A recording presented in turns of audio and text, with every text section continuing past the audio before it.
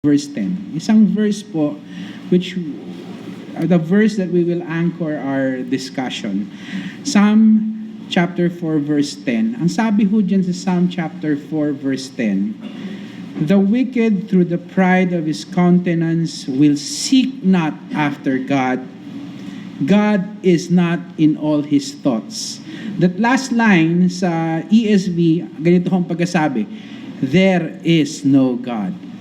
Yun ang pagkasabi doon sa ESV. Sa King James Version, God is not in all His thoughts.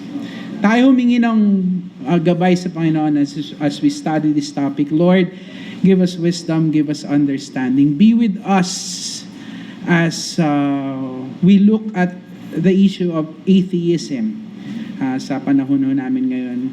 Gabayan niyo kami, Lord. And I need your help, Lord, because I'm a sinner na inaplayan niyo lamang ng inyong grasya. And I'm not really worthy to speak before your people. But I'm asking for grace right now again, Lord. The grace that will allow me to deliver your word to your people this morning. This is our prayer, my prayer in Jesus' name. Amen. In the 80s po, sino ho ba ang mga buhay na nung 80s?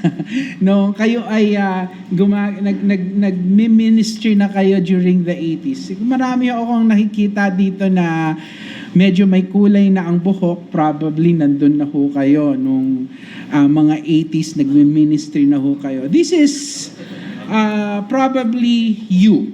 Ito hong i-describe ko. Si Pedro. Si Pedro, Christian siya nung early 80s who always shares the gospel to people.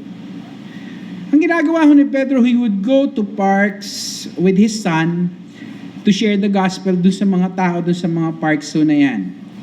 Alam mo si Pedro, during his time, he would easily get to the presentation of the gospel after talking about man's sinful standing before God. Ganun kadali niyang naipresent ng gospel. Kailangan dadaan lang siya na ipapakita ang sinfulness ng tao, and then he gets to the gospel. Okay? By God's grace, during his time, si Pedro has led several people to Christ during his faithful adherence to the Great Commission. Alam niyo, pag nireview niyo ang evangelistic message of Christians in the past, from the disciples ni Christ to the likes of Wesley, Whitefield, Luther, Edwards, Spurgeon, etc., makikita niyo ho doon na ang main challenge ng time nila ho in sharing the gospel ay ipakita lang yung sinfulness nung kausap nila, nung mga in-evangelize nila. Okay?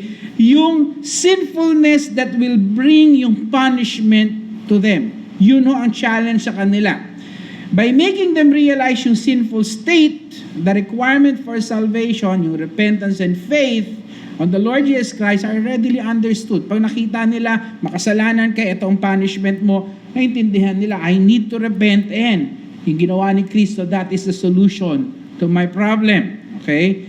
This is probably the reason why more Christians in the past engage themselves in evangelism, as the task seems to be easier than now.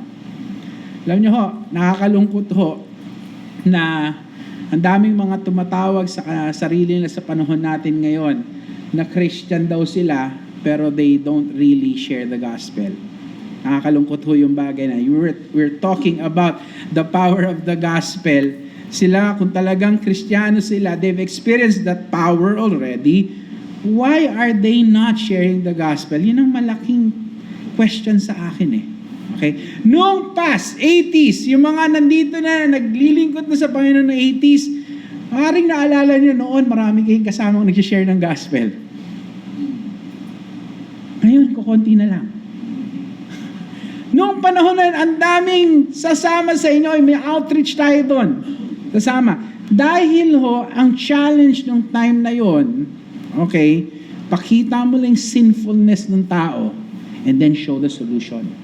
Yun lang ho ang challenge nun. 1 Timothy chapter 1 verses 8 to 11 tells us that you just need to use the law because the law is for sinners. Pakita mo yung law, makikita nila yung kanilang pagiging makasalanan. And Romans 7:7, sabi ni Paul, without the law, he would not have known that he is a sinner. At sinabi sa atin ng Galatians 3:24, the law is our schoolmaster to bring us to Christ that we might be justified by faith. So, ang law ang kailangan mo para ipakita ang sinfulness ng tao. It's just like a mirror. Mirror ho siya. Thou shalt not lie. Thou shalt not commit adultery. Tignan mo yung sarili mo doon. Kaya mo bang sabihin na mabuti kang tao at karapat-dapat ka makarating sa langit? No. Okay? So by using the law, nakikita mo, may problema itong tao na to, may problema ako, at merong parusa na naghihintay sa akin. Now meet one. Remember si Pedro had a son na dinadala niya noong 1980s. Nagsishare ng gospel sa mga parks. Ito ngayon malaki na si Juan. Sa time na natin, influenced by his father, si Juan din ho also faithfully shares the gospel sa panahon ho natin. He would go to restaurants, he would go to parks din, kung saan andun yung mga kabataan, and he would share the gospel to them. But compared to his father, si Juan ho has a harder time sharing the gospel to people. Alam niyo ba ang dahilan? People na sinishare niyan gospel have atheistic views already. Ito si Juan would share about God, but in the first place, these people don't really believe that God exists. So, ang nangyayari ho kay Juan, umaalis siya dun sa conversation na hindi niya nadideliver ang gospel. Kasi, kung nung 80s, or maaring mas maaga pa doon, hindi mo issue, hindi mo challenge yung i-prove yung existence ng Diyos. Ang kailangan mo lang i-prove makasalanan ng tao. Sa panahon kasi natin ngayon, bago ka makarating dun sa ipoprove mo na makasalanan ng tao, kailangan mo na i-prove na merong Diyos. Kasi wala hong issue sa kasalanan kung walang Diyos. Tama ho ba? Wala ka namang kakatakutan sa kasalanan mo kung wala naman Diyos. So ang nangyari ho, dahil merong malaking hurdle, yung existence ng Diyos kailangan mo i-prove, malaking chance na marami sa nagsishare ng gospel sa ganitong mga tao, hindi nakakarating doon sa gospel presentation. Alam nyo, kailangan ho natin maintindihan, kung hindi ho tayo makakarating doon sa point where we are to present the gospel, yung mga witnessing encounters ho natin will just be mere conversations. Conversation lang ho yun kung hindi ka makakarating sa gospel. Alam ho natin, paulit-ulit sa dalawang tumayo na kalalakihan na ho rito, paulit-ulit na sinasabi, yung gospel yung main message natin. Di ho ba? Yun ang main message. Pag hindi ka nakarating doon, walang evangelism actually na nangyari. Walang witnessing encounter talagang nangyari. Okay? So what is atheism? Ito ho yung stand na walang Diyos. Yun yung atheism, walang Diyos. Alam nyo ho, ang tanong, meron ba talagang mga atheists? Meron nga ba talagang mga atheists? Pag binasa ho natin ang Romans chapter 1 verses 19 to 22, let me read to you Romans chapter 1 verses 19 to 22. Sabi diyan, because that which may be known of God is manifest in them, for God had showed it unto them. For the invisible things of Him from the creation of the world are clearly seen, being understood by the things that are made, even His eternal power and Godhead, so that they are without excuse.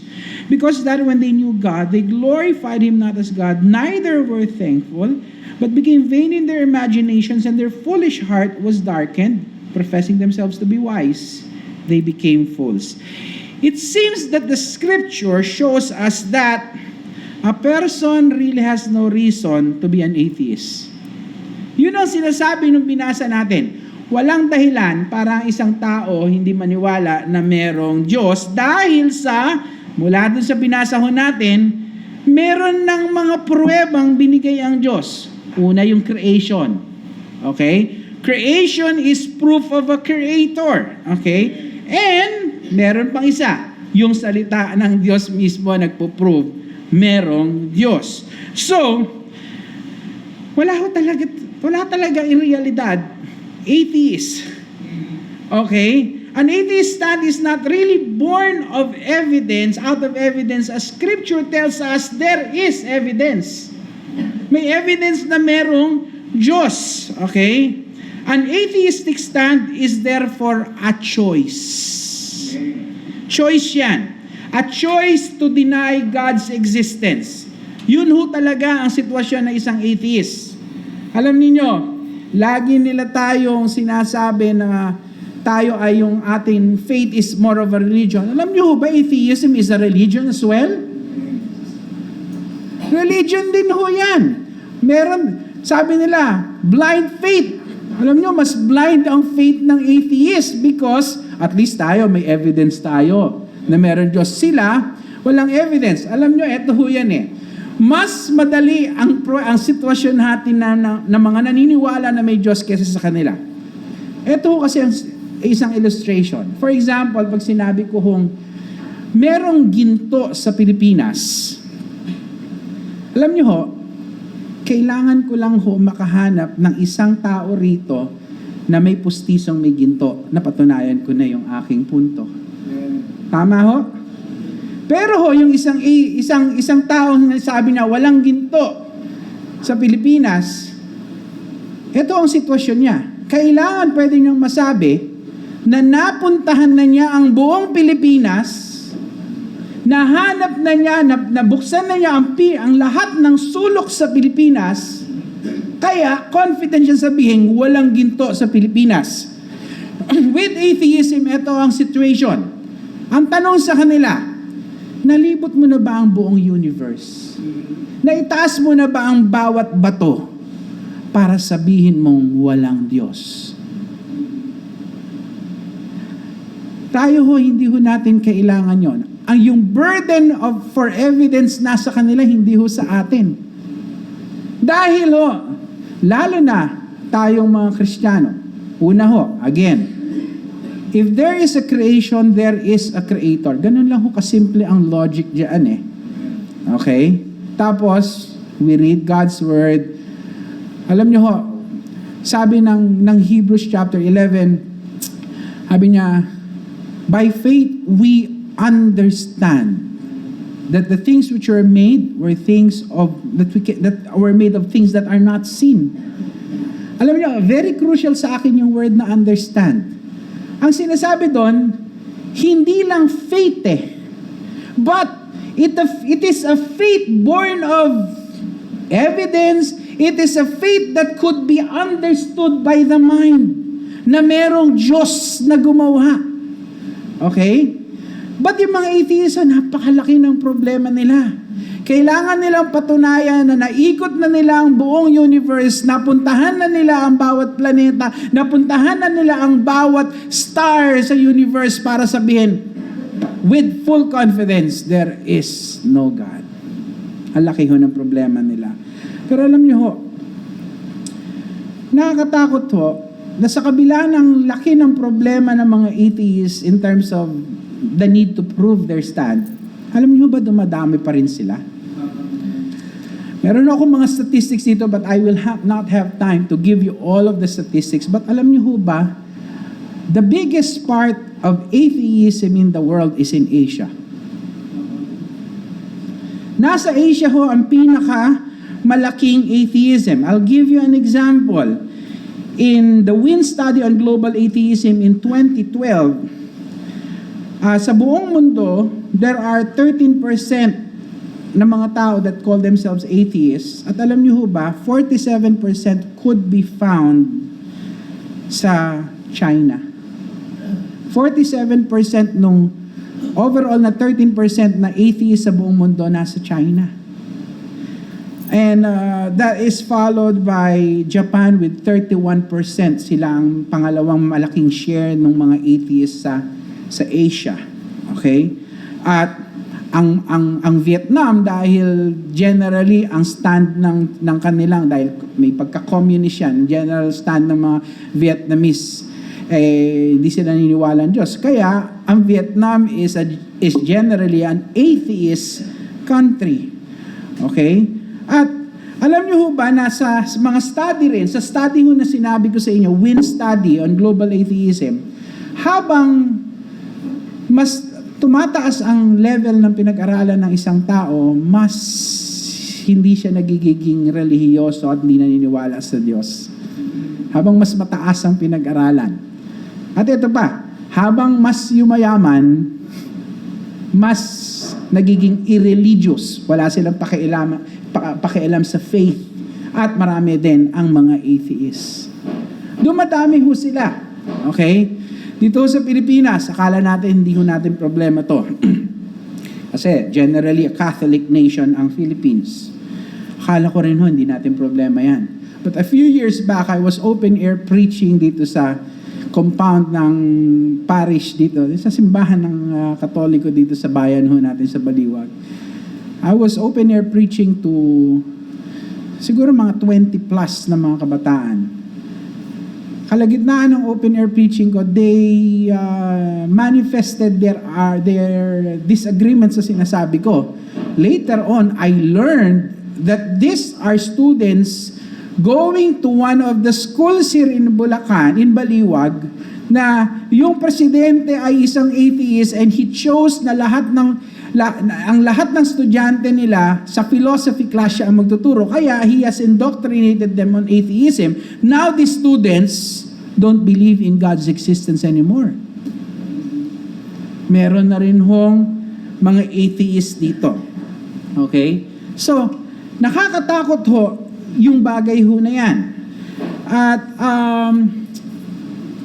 alam nyo ang culprit dyan? Ang culprit dyan, mga eskwelahan. Number one na culprit sa atheism, mga eskwelahan. Bakit ho? Grade school pa lang, tinuturo ng evolution Grade school pa lang, tinuturo ng evolution. Yung evolution po, siguro naman, alam nyo ang evolution, there is no need for a God there, right? Although there are hybrid theories of origin, like for example, theistic evolution. Ang sabi ng theistic evolution, ang instrument ng Diyos to create is evolution. Okay? Merong progressive creation na hanggang ngayon nag-create. From time to time, God would go to our world and create something new. Progressive na creation. Okay? At marami pang mga hybrid. Even the gap theory is a hybrid theory on origins, which, if you will study, really has no scriptural basis ang gap theory. Pero yun yung gap theory, sabi niya, before yung panahon ho natin, merong isang race na dahil sa fall ni Satan, ni Lucifer, ay na-corrupt yung unang world, tapos ang nangyari, God had to destroy yung world na yon. Kaya nga daw, pagdating nyo sa Genesis chapter 1, yung earth was void and with darkness, di ba? Yung haba ng kwento ho na yon, andun sa pagitan ng Genesis 1 and 2. Pero hindi ko mabasa yun dun. Hindi ko makita kung saan ho yun dun. That's a hybrid theory of origins. Okay? At eskwelahan ho, ang malaking may problema dyan. Kaya nga ho sa eskwelahan na aking nililid, isa ho sa ginagawa ho namin doon, lahat ho ng bagong mga teachers, I have them go through a seminar na dati ako ang gumagawa, but now I have someone to do it for me. Na seminar sila kung ano ba ang paniniwala ng eskwelahan on origins, and our basis is the book of Genesis for that. Okay? Isang ginagawa na. If you want, you can go to our website at www.livingwaters-asia.com. Go to resources, and I have a 32-page article on that which you can use para maintindihan kung bakit hindi yung tinuturo ng science ang tama. Elementary, tinuturo na ho ang evolution. Walang need for God. Lalo na pagdating sa college, alam nyo, sabi ko sa inyo kanina, di ba, sa study, habang mas mataas ang pinag-aralan, mas malaki ang chance na maging atheist sila dahil sa mga tinuturo sa mga kolehiyo. Pero ano ba ang attitude ng karamihan sa mga Kristiyano pagdating sa atheism, specifically on reaching atheists for Christ? We did an internet survey sa website ho namin. Ang tanong ho namin, which group will you be more confident to share the gospel to? 81% say dun sa mga, mas confident sila mag-share ng gospel dun sa mga naniniwalang may Diyos. Kahit na iba-iba pa yung kanilang konsepto ng Diyos. At alam niyo ba, it's so sad. Only 19% say they will be confident in sharing the gospel to atheists. 19% lang ho. So ito ang problema. Ang tanong ho, dahil ba hindi tayo confident, pababayaan na lang natin yung mga atheists? Hindi na natin sila reach out? No. When God said sa Great Commission, go into all the worlds, I believe yung all the worlds would include the atheists. Di ba? So, there should be an effort on our part to share the gospel, to reach out to the atheists. Kaya lang problema, tatakot kami. Ang dami nilang arguments.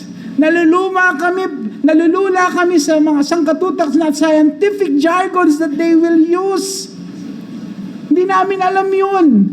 Bible ang pinag-aralan sa Bible school, hindi science. So paano ang gagawin ho natin dyan? Okay. Alam niyo ho ba, merong isang bagay ho kailangan maintindihan.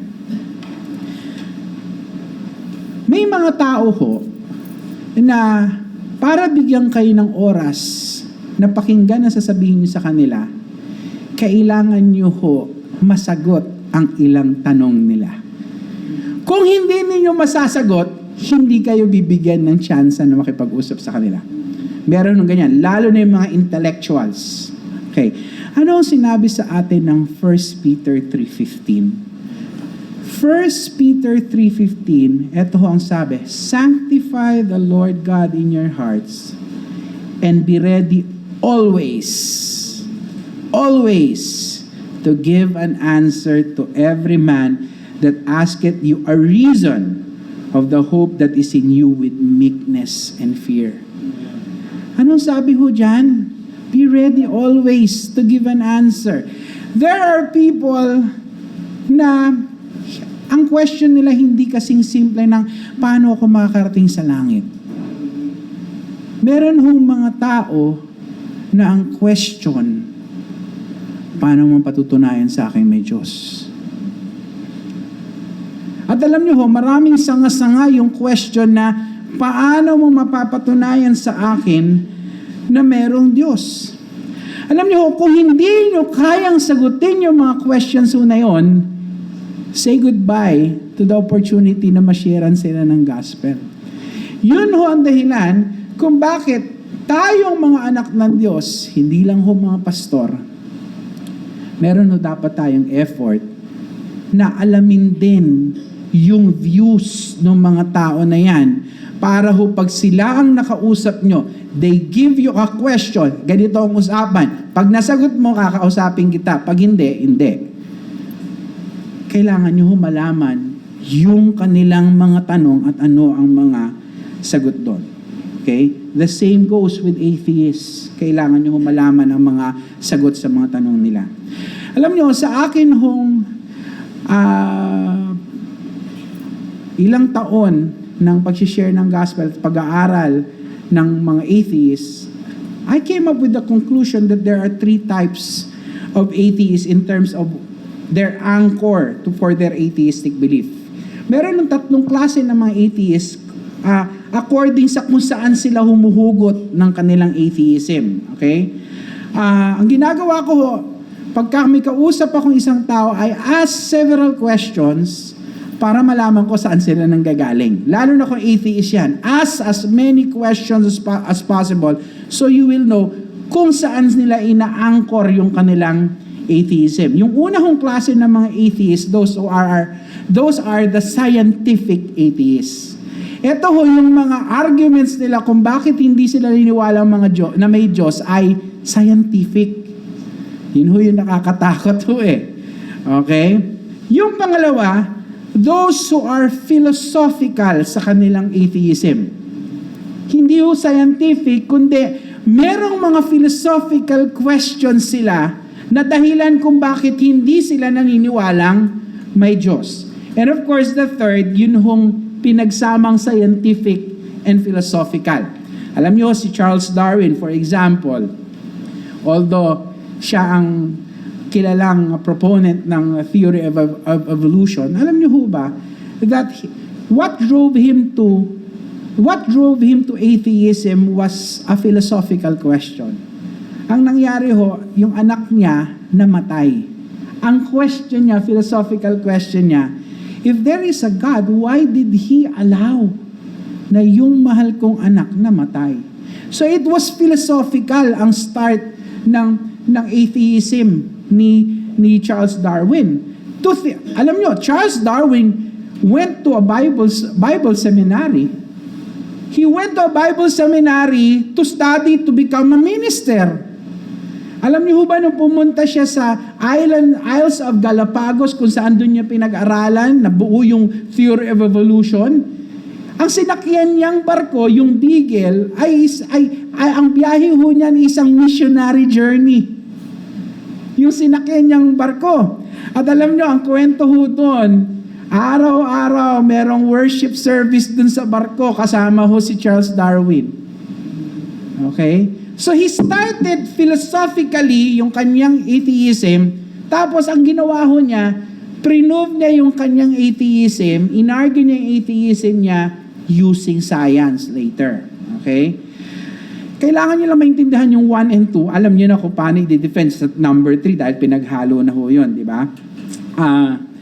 Ganito ang aking approach dyan. Personally, if ang kausap ko na sense ko is a scientific atheist, I would tap on everything that I tried to learn from Answers in Genesis, Institute for Creation Research. Okay? Yun ang pinupuntahan ko. Pagka na-sense ko na ang kausap ko philosophical atheist, that's the time I tap on my learnings with Ravi Zacharias, John MacArthur, Ray Comfort, Greg Kokel, okay? Yun yung C.S. Lewis, Christian Apologetics on Research and Ministry. Yun ho, ang gagawin pagka-philosophical, okay? So, how do I counter a scientific atheist? Alam niyo ho, anong kinakausap ko si Brother Mark kahapon? Brother Mark, nababader ako eh. Ang topic ko, witnessing to atheists. Pagka gusto mong malaman yan, ang daming mga questions na kailangan maituro. And we don't have the benefit of time para isa-isahin. I'll just give you some tips or some general arguments para ho ma-counter sila. Okay. You have to understand na ang scientific atheist, ganito ang paniniwala niya, everything started from the Big Bang, which paved the way dun sa evolution. Ganun daw ang simula. Ang hero ng atheism pagdating sa kung paano na-create ang mga bagay ay Big Bang and evolution. Okay. Yung Big Bang supposedly happened 14 to 17 billion years ago. Evolution ang tool. Okay. Ang paniniwala ho ng mga evolutionists ay ang proof nila ay yung fossils at yung geologic column. Ano ho ba yung geologic column?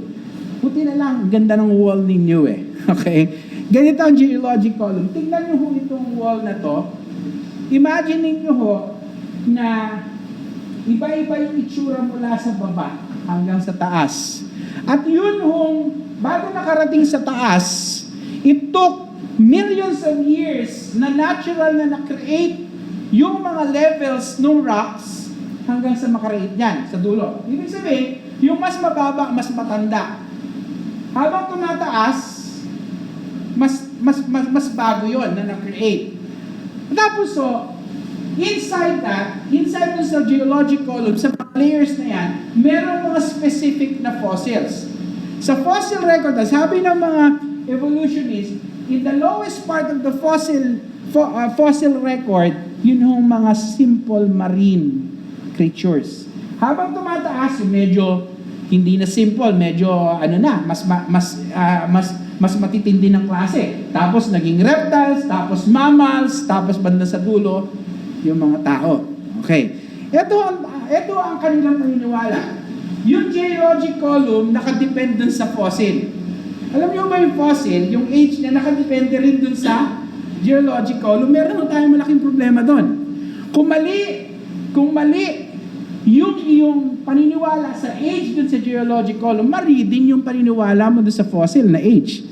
Kung mali yung alam mo na age, nagkamali ka sa age nung fossil, mali din yung geologic column. Okay, and it's so easy to explain kung bakit dun sa fossil record, simple marines, tapos nagiging complex hanggang sa maging tao. Alam niyo ba bakit? Ganito ho yun eh. Remember the flood during Noah's time? Okay. Kung nabaha ho, sino ho ang unang mababury? Of course, the simple marine creatures. Okay? Tapos, habang nagiging complex, dahil magtatry yan na mag-survive, hindi siya kaagad mababury. Okay. Bakit ang tao ang nasa taas ng fossil record? Alam niyo ba bakit? Kasi yung tao may kakayanan na umiwas muna bago siya malunod. Yung mga tao itong gagawin, pati yung ibang mga creatures na land creatures, bago sila mabaha, anong gagawin nila? Aakyat muna, hanap muna yan ng mas matataas na lugar para hindi sila mabury kaagad. Yun ang dahilan kung bakit doon sa taas ng fossil record, yung mga tao. Napakasimple ho, di ba? At sabi nila ng mga evolutionists, things were created naturally through a long process. Natural yan na nabubuo yan. Yung mga rock formations na natural, hindi mo magagawa ng basta-basta yan. Alam niyo ho ba? It has been proven in science that catastrophes can create yung sinasabi ng mga scientists that can only be created through millions of years. An example, nung nag-erupt po ang Mount St. Helens, nag-erupt ang Mount St. Helens noong 1980s, nag-create ng mga rock formations within hours. Yung sinasabi ng mga scientists that could only be created after millions of years were created within hours. Even a canyon, may Grand Canyon, di ba? Nag-create yung eruption ng Mount St. Helens ng isang klase ng canyon na sabi ng mga scientists can only be created in millions of years. Catastrophes can create yung mga sinasabi ng mga scientists na matagal bago ma-create. And they have this argument, you Christians, you believe in a God that some thousands of years ago supposedly flooded the whole world. Naniniwala kayo sa ganon? Na meron Diyos na ganon? Are you saying na even yung Mount Everest, the tallest mountain in the world, na submerge sa flood? Kukutsain ho kayo ng mga atheists sa ganyan. Alam niyo, ang sagot ko dyan, una, wala kang bilib dun sa Diyos na nagbaha. Okay, kayang-kaya ng Diyos na bahain ang Mount Everest. And number two, you fail to recognize the possibility that before the flood, we have a flatter topography dito sa mundo na to. Mas flat ang mundo. Flatter yung topography. Yung mga bundok noon is lower, could be lower sa panahon na yun kesa ngayon. Bakit lumaki ng ganyan yan? Ganito ho yan. Yung flood brought sediments, yung mga buhangin. Okay. Dinala nila dahil sa tubig, okay, nung unti-unti na bumababa, ang nangyari ho, yung buhangin no, ano nakikita nyo pag may baha, pumupunta sa isang lugar, di ho ba? Nagpupunta sa isang lugar. Ano ho ang nakikreate niya? Ang nangyayari, pag nagtipon dito yung mga buhangin, ang ginagawa niya, tinutulak niya dahil pumapasok siya ngayon, tinutulak niyang pataas yung ibang mga ground. Okay? Kaya there's a possibility that Mount Everest is not as tall as what we have right now. Ang nangyari, yung sediments pushed the Mount Everest further up. So there's a chance that we have a flatter topography before the flood. It's so easy to explain. Sabi nila, yung geologic column talks about years. Okay? How about polystrates? Alam niyo ba yung polystrates? These are fossils ng mga puno. Okay. Fossils ng mga puno. Sabi ko sa inyo, imagine ito. Ito, kunyari. Yung pinakamababa is 200 million years ago na create. Ito, 100 million years, 50 million years hanggang sa taas. Alam niyo ba kung ano yung polystrates? These are fossils of tree trunks na na-fossilize na nakatayo. Na dinadaanan niya yung mga levels. How can you explain that? How can you explain na yung puno na yun, yung part niya na yun, 200 million years ago yun? Tapos itong part na to, 100 million years ago yun? Isang puno lang mo yun eh. Nakatayo. Ibig sabihin, that tree was submerged during the flood. Okay? And alam niyo ho, maraming hindi kayang i-explain ang mga scientific atheists. Like, for example, yung non-material things. Okay, sabi nila everything is material. Material kayo, lahat. Hawakan niyo yan. But there are things in the world that are non-material. Like for example, morality, logic, laws.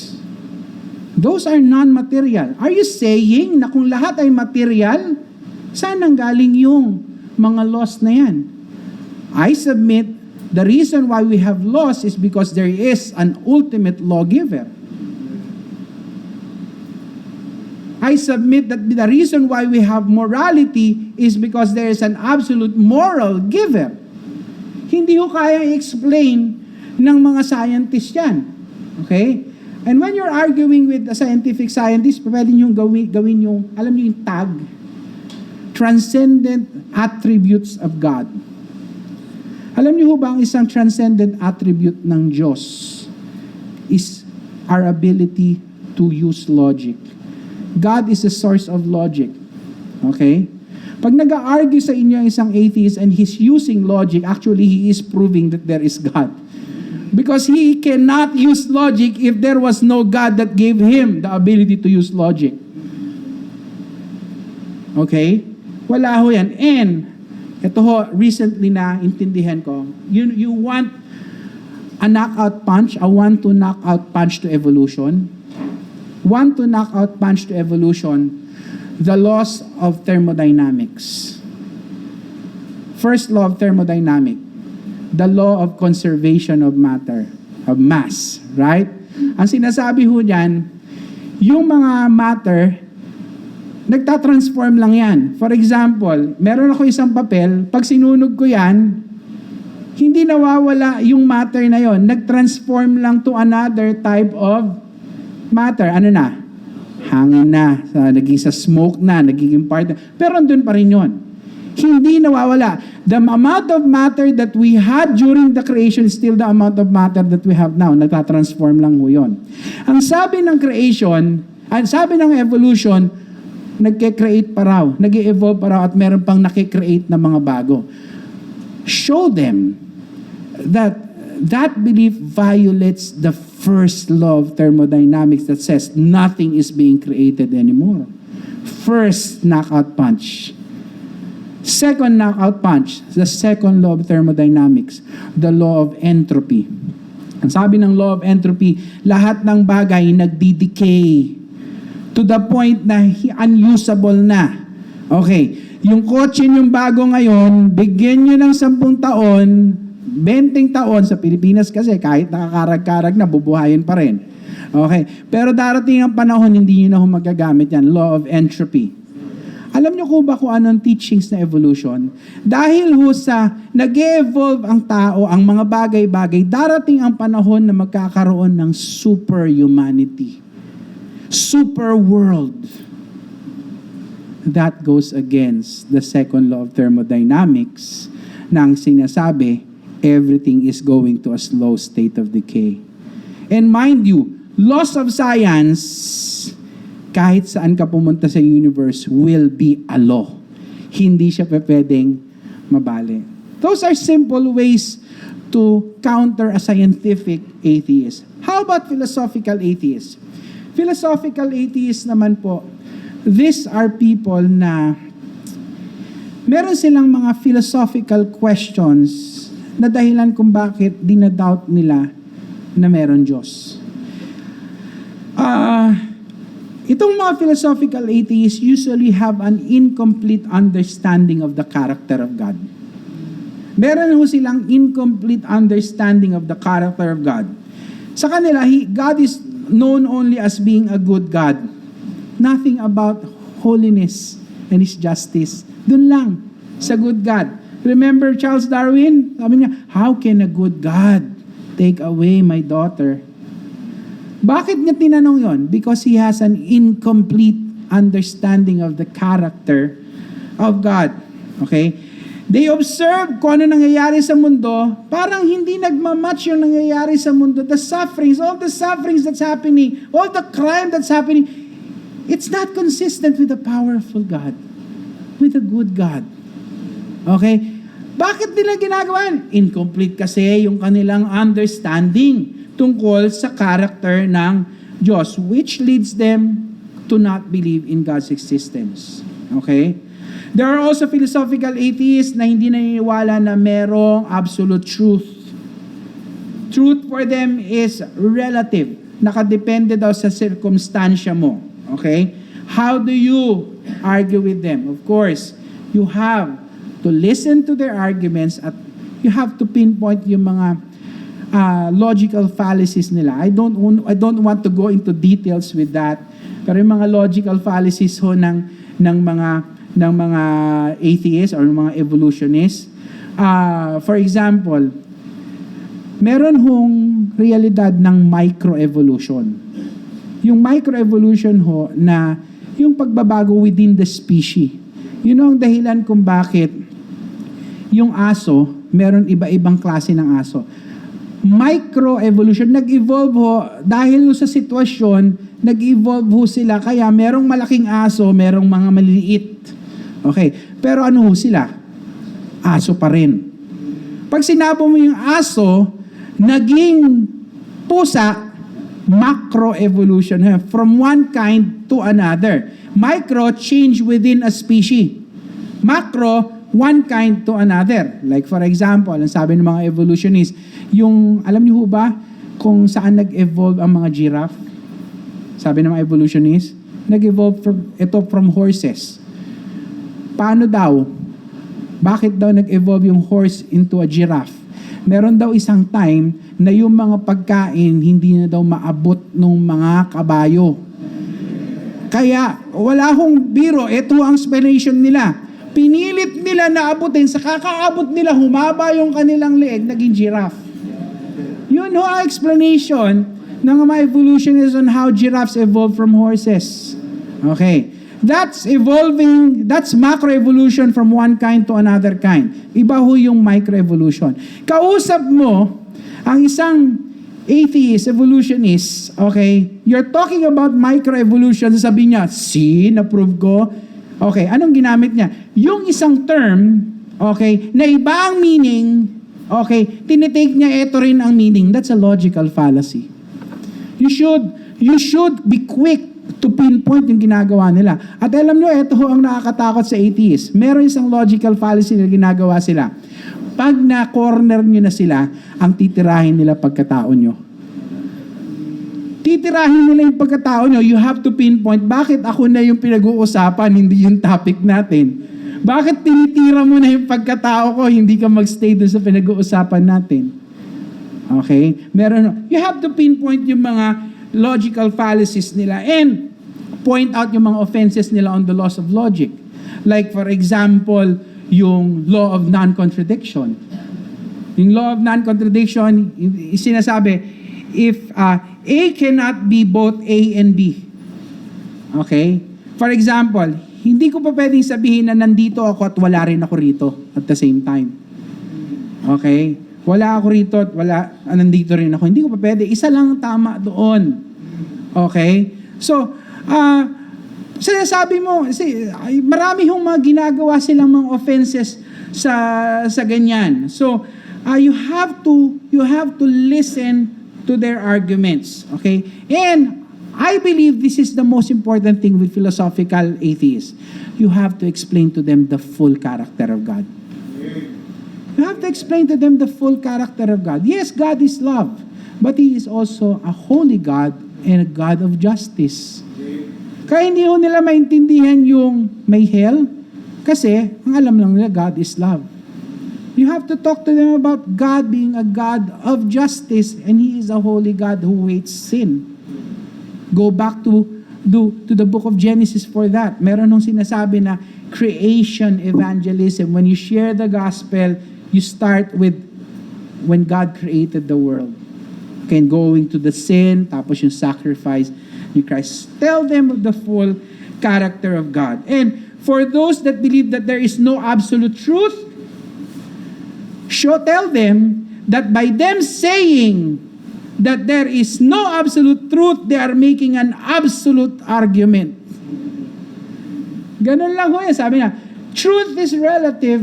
Kung ano yung tama sa'yo, na mali sa akin, okay, pareho tayong tama. Tanungin niyo siya, sigurado ka doon? Oo, you're making an absolute statement already. You're contradicting yourself. Pakita niyo sa kanila, kung nanakawan kita ngayon at naniniwala kung okay lang yon, okay lang sa'yo yon? Sabihin nila hindi. So alam nyo ang prove ninyo? There is an absolute morality, there is an absolute truth because there is an absolute God. Yun ang kailangan yung i-prove dito sa mga atheists na to, na mga relativists ang tawag ho sa kanila. Okay? Relativists because morality, truth is relative to the circumstance. Ayaw ninyo kung sinabihin ko sa inyo na okay lang sa akin pumatay, papatayin kita mamaya. Ano problema mo? Bakit papatayin kita? Akala ko depende sa tao yung katotohanan. Okay? So you have to prove to them that they cannot evade an absolute truth. At alam niyo ho ba, that absolute truth has been written in our hearts, sabi ng Romans. And the conscience bears witness. Hindi ho ba kayo nagtataka? Yung mga bata, hindi naman tinuruan. Tayo mga tao, meron tayong mga nagagawa na kahit na hindi naman itinuro sa atin na mali, binabagabag ka ng conscience mo doon sa isang ginawa mo. Because God has written His laws in our hearts. The mere fact na nababagabag ka, okay, sa isang ginawa mo is proof that there is God. Okay? So those are things that you can say. From there, pag na-prove nyo na merong Diyos, then transition to the gospel. Okay? Show them their sinfulness and then show them the gospel. Again, I tell you again, without you getting to the presentation of the gospel, useless ho yung inyong conversation with them. Pero ang tanong niyo ho sa akin, sa presentation na to ay, how do I witness to atheists? Di ho ba? Yun ang tanong niyo. Okay. Ang sabi ko, para pakinggan kayo, be ready to answer the questions. But how do you share the gospel to them? In John chapter 4, Christ gave us an example. Although he was not conversing with an atheist, but He gave us an example of how to share the gospel to people. He was sharing the gospel to a Samaritan woman in John chapter 4. Yung Samaritans are considered outcasts from the Jewish nation, right? Outcast sila because of how they intermarried with peoples of pagan beliefs. Yun ang reason. Okay? Aside from that, itong particular na Samaritan woman had a bad reputation. Okay? She already had 5 husbands at yung kinakasama niya, hindi pa niya talagang asawa. Yun ang probable reason kung bakit sa lahat ng oras na mag-iigib ka ng tubig, sa malayong balon, dun ka pa sa tanghaling tapat mag-iigib. Obviously, she knows that she has a bad reputation, kaya patago siya kung saan walang tao na makakasabay siya na mag-iigib ng tubig. Okay? Tapos, notice, Jesus was Jewish. Here's a Samaritan woman. Iniwasan ba ni Jesus? No. Actually, it was Jesus that initiated the conversation. Hindi niya tinignan yung background ng tao. Okay? He was willing to reach out to this woman despite the woman in verses 11 to 12 of chapter 4 ridiculing Jesus. Sabi ni Jesus sa kanya, I can give you living water. Anong sagot nitong babae in verses 11 to 4? Sir, thou hast nothing to draw with, and the well is deep. From whence then hast thou that living water? Art thou greater than our father Jacob, which gave us the well, and drank thereof himself and his children and his cattle? Nangaasar pa. Parang atheist, pagkausap ninyo. Aasarin ka, titirahin yung karakter mo. Itong babae, sabi ni Jesus, I can give you living water. Saan ka kukuha ng tubig? Wala kang pang-igib eh.